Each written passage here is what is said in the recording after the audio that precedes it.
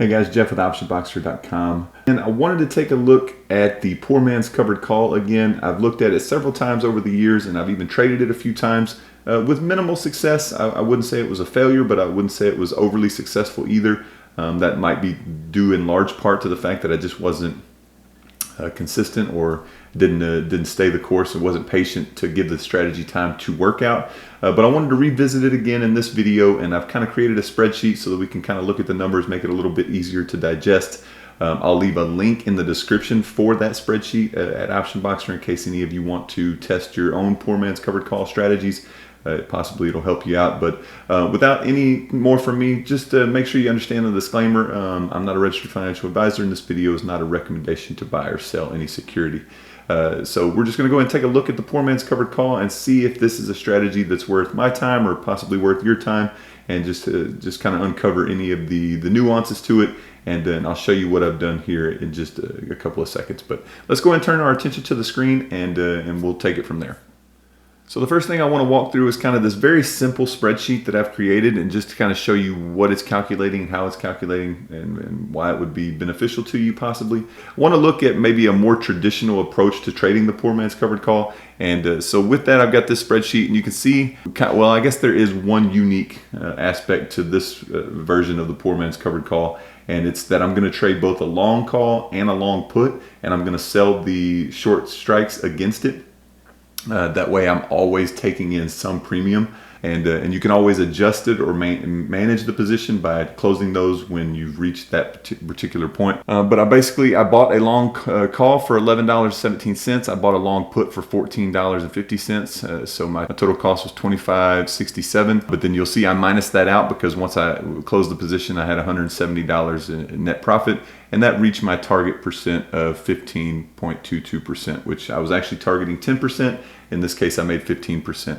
And in my testing here, I've tested it for the last hour or two. And in my testing here, it seems to be quite viable. I've got the long cost right here, and then I just subtracted them out so that I was done. They were wiped off the books. Kind of this other section here that I've got is just at any point, I'm going to enter the number of days to expiration on those longs.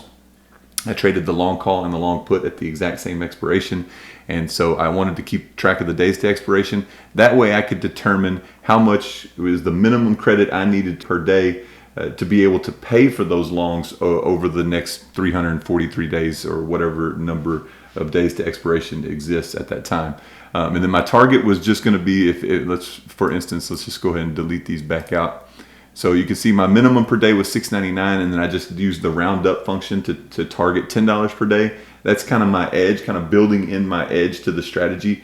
If I'm able to maintain $10 per day over the course of, if I held it for 343 days, then I would not only would I pay for the cost of the long put and the long call, but I would also capture that kind of that $3 difference for the course of that period as well. So that would be the edge that I've built in, if that makes sense. And then this is just my profits and losses along the way. On the short calls, you'll see a couple of short calls I sold were losers. Well, actually, that was the close of the long call.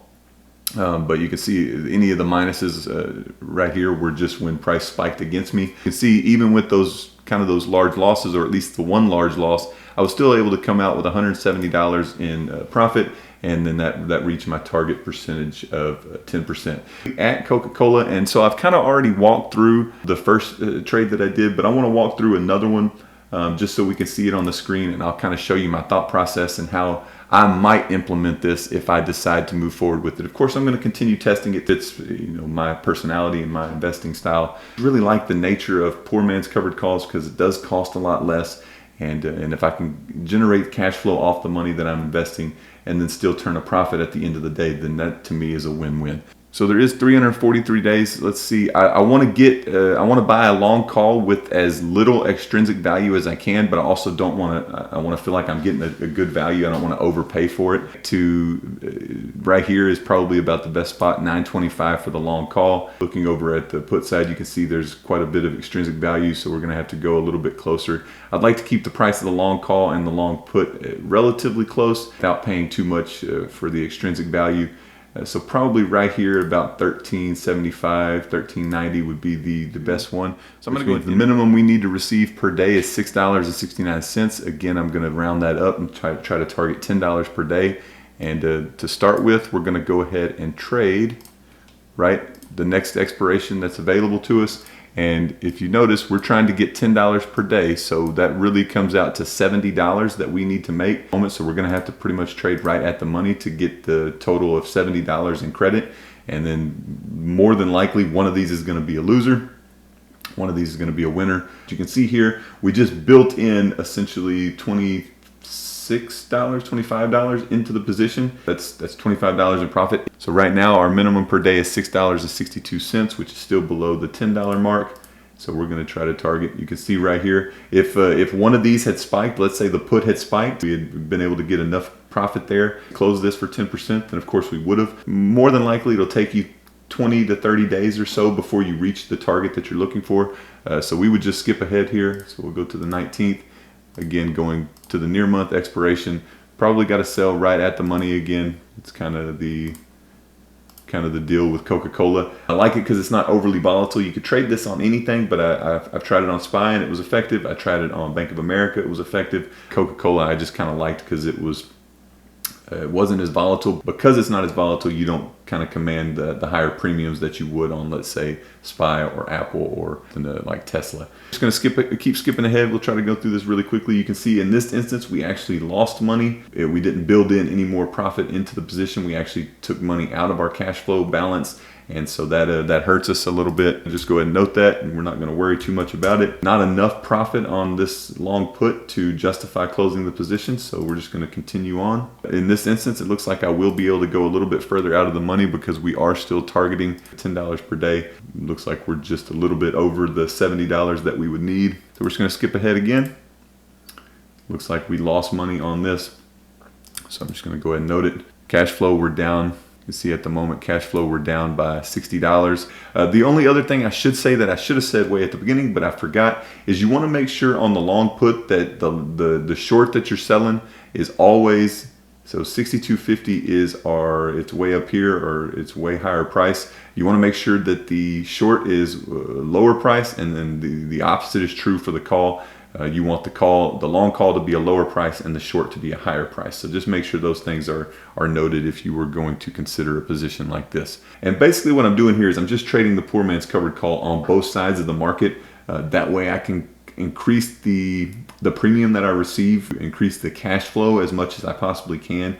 And this was kind of a simple way to do it. Now, if you were bearish or bullish on the market, then it wouldn't make a lot of sense to even trade the poor man's covered call, in my opinion, just because you would want to just buy the long call and let it run up in profit. If you're looking to just trade the poor man's covered call strategy, this is kind of my attempt at taking advantage of either a downward or an upward move.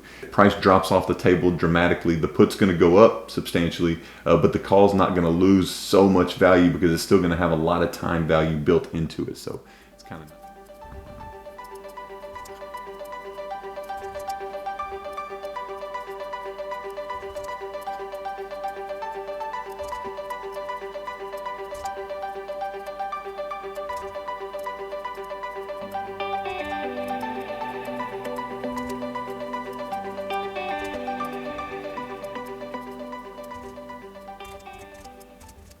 So I've traded through the strategy again, and you can see on the screen, I stopped it here just because for the sake of time, and it was starting to get a little bit longer than I wanted it to be. But you can see I've subtracted out the long cost. In this case, I've made 8.04%. Looking at the time, I bought the calls in 2-12, and we're at 5-14. So it took us a couple of months here to get to this 8%, but it made us $184. And it really didn't take that much work. Just once a week you would come in and you would sell the short calls against it. You can see I had a couple of losses along the way, one big one here. And still, even with that big loss, if you just kind of stay the course and keep going, we still had 245 days. So we could have easily continued this strategy for at least another 100 days or so and continued to collect the cash flow that was along there. But you can see, even with the losses along the way, more often than not, I was able to get some profit on both short legs. And anytime you can do that, you're kind of building in that profit into the cash flow position. In a relatively short period of time, I was able to make about $200, turn the money that I invested, which was $2,224. I was able to use that money to earn 8%. and I did that relatively easily using the poor man's covered call. Wanted to share that with you. Again, I like the idea of the poor man's covered call. I want to trade it in my own accounts. I just haven't been as successful as I'd like to. And again, I think that's because I haven't been as consistent or haven't stayed the course. Thank you guys so much for watching. Until the next video, God bless and take care.